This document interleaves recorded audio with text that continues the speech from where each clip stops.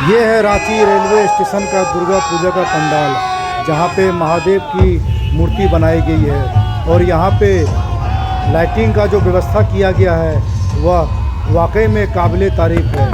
अब कुछ ही देर में लाइटिंग का आयोजन शुरू किया जाएगा।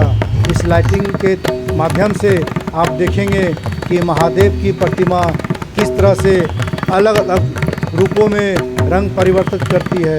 तो दोस्तों आइए आपको हम दिखाते हैं कि किस तरह से महादेव की इस प्रतिमा में लाइट का भंजन किया गया है और लाइट को दर्शाया गया है। तो दोस्तों ये शुरू होता है। अब देखिए, आप आनंद लीजिए इस लाइटिंग का, भव्य दर्शन कीजिए महादेव की इस प्रतिमा का, जहाँ पे महादेव लगेंगे कि साक्षात यहाँ पे नृत्य कर रहे हैं। और दोस्तों जय महाकाल ज़रूर बोलिएगा, क्योंकि यह माता दुर्गा का पंडाल है, जहाँ पे स्वयं महादेव भोलेनाथ विराजमान होके माता दुर्गा की इस प्रतिमा में चार चांद लगा रहे हैं। देखिए दोस्तों किस तरह से अद्भुत लाइटिंग का प्रदर्शन किया जा रहा है।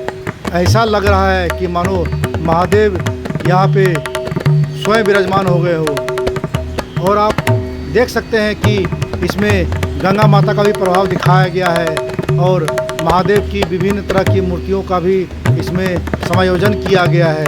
तो दोस्तों आप इस मूर्ति को देखें, लाइटिंग को देखें, वाह क्या नज़ारा है, अद्भुत नज़ारा है।